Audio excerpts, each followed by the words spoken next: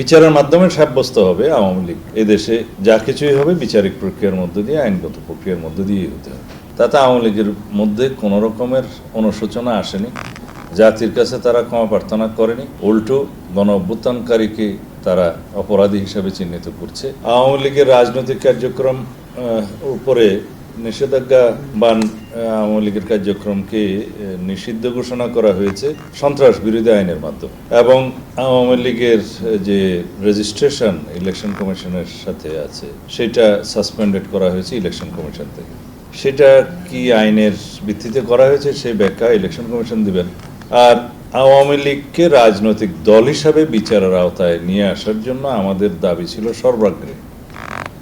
আমরা এই বছরের জানুয়ারি ফেব্রুয়ারি মাসে অফিসিয়ালি সেটা দাবি করেছি, আমরা লিখিত আমাদের পত্র দিয়েছি প্রধান উপদেষ্টার কাছে যে রাজনৈতিক দল হিসেবে আওয়ামী লীগকে বিচারের আওতায় নিয়ে আসতে হবে। বিচারের মাধ্যমে সাব্যস্ত হবে আওয়ামী লীগ এদেশে রাজনীতি করতে পারবে কিনা, নির্বাচন করতে পারবে কিনা। নির্বাহী আদেশের মধ্য দিয়ে কোনো রাজনৈতিক দলের নিবন্ধন বাতিল হওয়া বা কার্যক্রম বাতিল হওয়া বা রাজনৈতিক দলকে নিষিদ্ধ ঘোষণা করা আমরা আমাদের দলের পক্ষ থেকে নীতিগতভাবে আমরা কখনোই একমত নই।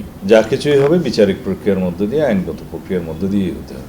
আমরাই প্রথম আইন সংশোধনের জন্য আহ্বান জানিয়েছিলাম। আইসিটি অ্যাক্ট, যেটা মানবতা বিরোধী অপরাধের যে আদালত, ইন্টারন্যাশনাল ক্রাইম ট্রাইব্যুনালের যে আইন, সেই আইনে পরিবর্তন নিয়ে এসে সেই আইনেই আওয়ামী লীগের বিরুদ্ধে গণহত্যা এবং মানবতা বিরোধী অপরাধের জন্য রাজনৈতিক দল হিসেবে আমরা বিচার দাবি করেছি। আমার জানা মতো এখনো পর্যন্ত সরকার সেই আইনে কোনো মামলা দায়ের করেনি আওয়ামী লীগকে রাজনৈতিক দল হিসাবে বিচারের জন্য। আইনটা পরিবর্তন হয়েছে আমাদের দাবির প্রেক্ষিতে, সেটা আপনারা জানেন। পদ্মা সেতু, মেট্রো রেল এবং এলিভেটেড এক্সপ্রেসওয়ে নির্মাণের গর্বিত অংশীদার বসুন্ধরা সিমেন্ট। সেই আইনে রাজনৈতিক দল হিসাবে, সংগঠন হিসাবে বিচারের জন্য গণহত্যা, মানবতা বিরোধী অপরাধ, যুদ্ধ অপরাধ ইত্যাদি অপরাধে বিচারের জন্য বিধান করা হয়েছে, শাস্তির বিধান করা হয়েছে, রাজনৈতিক দল হিসাবে নিষিদ্ধ করার বিধান করা হয়েছে এবং জরিমানার বিধান করা হয়েছে। রাজনৈতিক দলের সম্পত্তি বা অন্যান্য যা কিছুই থাকবে সবকিছু ফরফিট করার ব্যবস্থা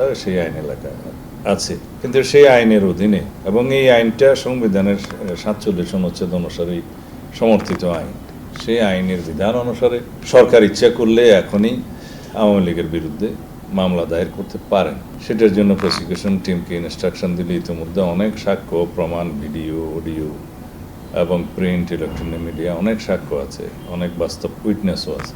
তো সরকার এখনো পর্যন্ত সেটা করে নাই, আশা করি করবে। এখন মাননীয় প্রধান উপদেষ্টার প্রশ্নে সেই ব্যাখ্যাটা থাকলে ভালো হতো যে বিচারিক প্রক্রিয়ার মধ্য দিয়ে আওয়ামী লীগের রাজনৈতিক ভবিষ্যৎ নির্ধারিত হবে।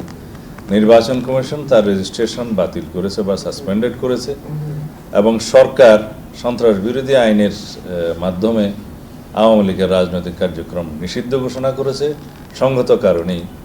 কারণ আওয়ামী লীগের যে তৎপরতা গণ অভ্যুত্থান পরবর্তীতে আমরা দেখেছি, তাতে আওয়ামী লীগের মধ্যে কোনো রকমের অনুশোচনা আসেনি, জাতির কাছে তারা ক্ষমা প্রার্থনা করেনি, উল্টো গণ অভ্যুত্থানকারীকে তারা অপরাধী হিসাবে চিহ্নিত করছে এবং বাংলাদেশে অস্থিরতা সৃষ্টির জন্য, সাম্প্রদায়িক সম্প্রীতি বিনষ্টের জন্য এবং বাংলাদেশে বিভিন্ন রকমের সন্ত্রাসবাদী কার্যক্রম পরিচালনার জন্য তাদের পতিত স্বৈরাচারের নেত্রী শেখ হাসিনা দিল্লিতে বসে বিভিন্ন রকমের ষড়যন্ত্রে লিপ্ত আছে।